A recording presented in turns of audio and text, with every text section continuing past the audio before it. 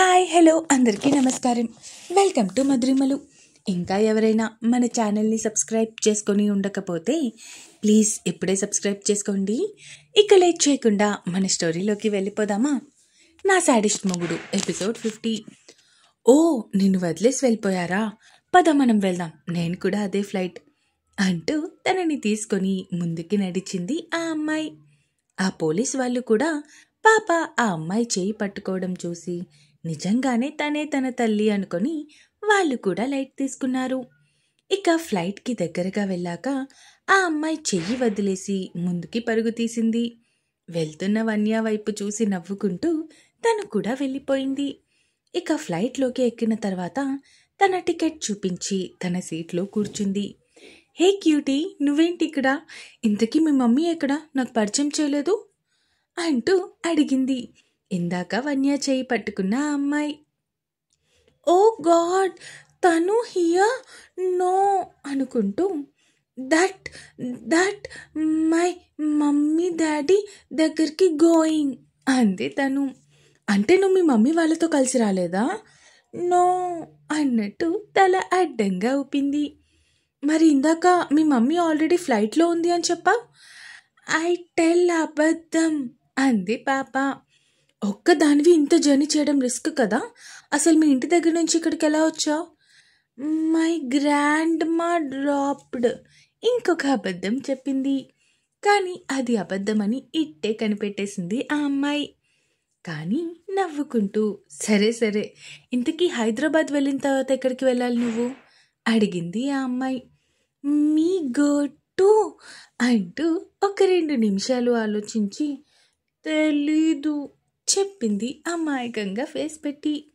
వెళ్ళి ఏం చేస్తావు? మరి ఎక్కడికి వెళ్ళాలో తెలియదు కదా. నా దగ్గర నెంబర్ కాలింగ్, డాడీ కమింగ్ చెప్పింది వన్య. అవునా, సరే అయితే అంటూ నవ్వుతూ తనతో మాట్లాడుతూ ఉంది. ఇంతకీ నీ పేరేంటి? మై సెల్ఫ్ వన్య. నీ పేరు? మిథున చెప్పింది మిథున. ఓ అవునా, నైస్ నేమ్ అంటూ తనతో ఒక 10 minutes అలా మాట్లాడి, నీ దగ్గర ఫోన్ హ్యావా? ఉంది కదా. దెన్ మనం Hyderabad reach then once give ఫోనా అడిగింది వన్య. ఓ తప్పకుండా ఇస్తా అంటూ తనతో మాట్లాడుతూ ఉంది. ఇక్కడ తెల్లవారిన తర్వాత నిద్ర లేచిన చందన కొడుకుని అలాగే మేనకోడల్ని నిద్ర లేపడానికి వాళ్ళ రూమ్స్లోకి వెళ్ళింది. విహాన్ని నిద్రలేపి అక్కడి నుంచి వన్య దగ్గరికి వెళ్ళింది. కానీ రూమ్లో ఎక్కడా వన్య కనిపించలేదు. వన్య వన్య అంటూ అరుస్తూ బయటికి వచ్చింది చందన. చందన, ఏమైంది అడిగారు సుగుణ గారు. అత్తయ్య వన్య ఎక్కడ కనిపించడం లేదు అంది చందన కంగారుగా. ఎక్కడ కనిపించకపోవడం ఏంటమ్మా? ఒకసారి ఇల్లంతా వెతుకు అంటూ పని వాళ్ళ వైపు చూస్తూ వాళ్ళకి కూడా చెప్పడంతో అందరూ తలొక దిక్కు వెళ్ళారు. కానీ ఎక్కడా కూడా వన్య జాడలేదు. ఇదేంటి, ఇంతకీ పిల్ల ఎక్కడికి వెళ్ళిపోయింది అనుకుంటూ భయంతో చెమటలు పట్టేస్తూ ఉంటే సోఫాలో కూలబడిపోయింది చందన.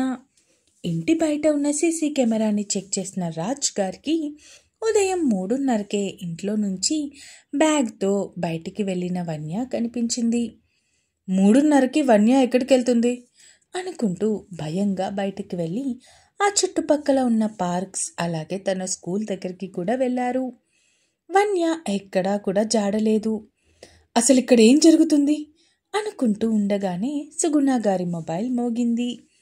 స్క్రీన్ మీద మైథిలి పేరు కనిపిస్తూ ఉంటే కొంచెం భయంగా ఫోన్ లిఫ్ట్ చేశారు ఆవిడ. అమ్మా, వన్య లేచిందా? ఒకసారి దానికి ఫోన్ ఇవ్వు, నేను దాంతో మాట్లాడాలి అంది మైథిలి.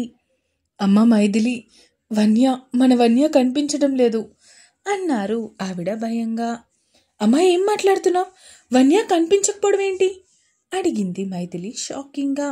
పక్కనే ఉన్న దివిత్ తన చేతిలో నుంచి ఫోన్ తీసుకుంటూ, అమ్మా ఇల్లంతా వెతకావా అడిగాడు దివిత్.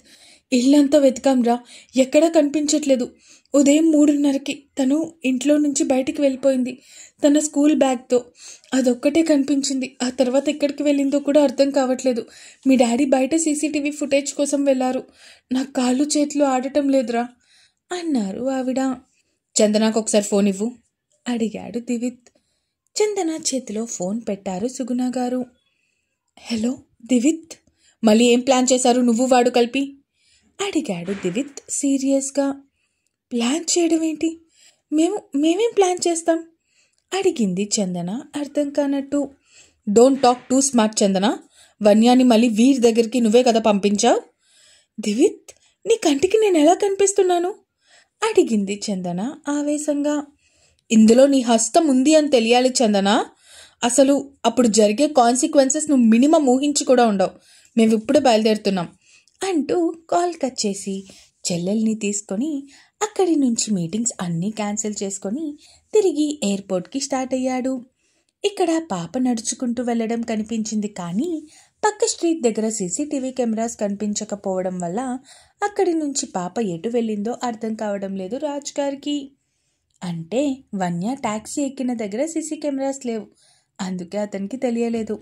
ఇక పాప కనిపించడం లేదు అని పోలీస్ స్టేషన్లో కంప్లైంట్ ఇచ్చి తిరిగి ఇంటికి వచ్చారు ఆయన. ఏమైందండి, వన్య ఎక్కడుందో తెలిసిందా అడిగారు సుగుణ గారు ఆశగా. లేదు సుగుణ, పాప ఎక్కడుందో కనిపించట్లేదు. నువ్వు మైథిలి దివిత్లకి కాల్ చేసి చెప్పు అంటూ చెప్పడంతో వాళ్ళు ఆల్రెడీ బయలుదేరారండి అన్నారు సుగుణ గారు. ఇక్కడ కొన్ని గంటల సుదీర్ఘ ప్రయాణం తర్వాత పాప హైదరాబాద్లో ల్యాండ్ అయింది. హే క్యూటీ, ఫోన్ కావాలి అని అడిగావు కదా, తీసుకో అంటూ తన మొబైల్ ఆన్ చేసి వన్యకి ఇచ్చింది. వన్య తన బ్యాగ్ ఓపెన్ చేసి అందులో ఉన్న ఒక బుక్ బయటికి తీసింది. పాప ఏం చేస్తుందా అని ఆసక్తిగా ఎదురు చూస్తూ ఉంది మిథున. నోట్బుక్లో రాసుకున్న వీర్ నెంబర్కి కాల్ చేసింది వన్య. ఆఫీస్లో ఉన్న వీర్ మొబైల్ మోగుతూ ఉంటే, ఎవరు ఈ కొత్త నెంబర్ అనుకుంటూ ఫోన్ లిఫ్ట్ చేశాడు వీర్. హలో, ఎవరు? నాన్న, మీ వన్య అంది పాప. వన్య, నువ్వా? ఈ నెంబర్ ఎవరిది తల్లి? అయినా మీకు అక్కడ నైట్ కదా అడిగాడు వీర్ డౌట్గా. నాన్న, కమ్ అండ్ పిక్ చేసుకో నన్ను అంది వన్య. తల్లి, నేను అమెరికాలో లేనురా. అయినా అత్తగాని అమ్మగాని వస్తారు కదా నిన్ను పిక్ చేసుకోవడానికి. మీ కేమ్ టు హైదరాబాద్ అంది వన్య. ఆ మాటలు విన్న వీర్ ఒక్కసారిగా షాక్ అయ్యాడు. వన్య, ఏం మాట్లాడుతున్నా? నువ్వు హైదరాబాద్ రావడం ఏంటి? ఫస్ట్ కమ్ అంటూ కాల్ కట్ చేసింది వన్య. వన్య తిరిగి మొబైల్ మిథున చేతిలో పెట్టేసింది. ఒక 1 minute మళ్ళీ కాల్ వస్తుంది వీర్ నుంచి. హలో వన్య.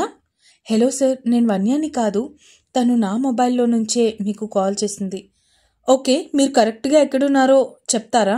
నేను ఇప్పుడే బయలుదేరుతున్నాను అన్నాడు వీర్. మిథున తాము ఉన్న లొకేషన్ చెప్పగానే, ఇఫ్ యూ డోంట్ మైండ్, నేను ఒక 20 minutesలో అక్కడికి వస్తాను. అప్పటి వరకు పాప దగ్గర మీరు ఉండగలరా అడిగాడు వీర్. తప్పకుండా, మీరు రండి అంటూ కాల్ కట్ చేసింది మిథున.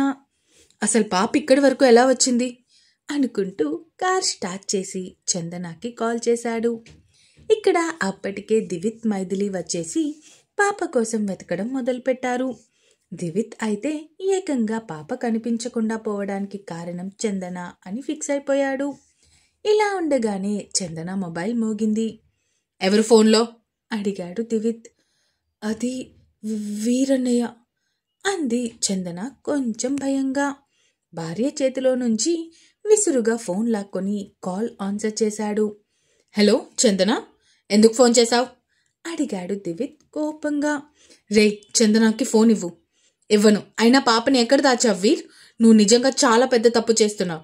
మర్యాదగా పాపని నాకు అప్పగించు అన్నాడు దివిత్. పాప హైదరాబాద్లో ఉంది.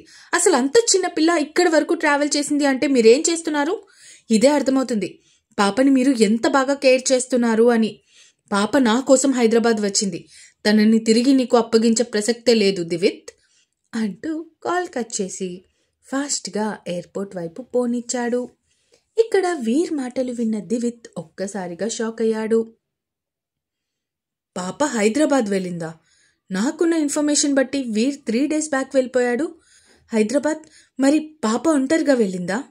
అసలేం జరుగుతుంది అనుకుంటూ ఆలోచిస్తూ ఉన్నాడు దివిత్.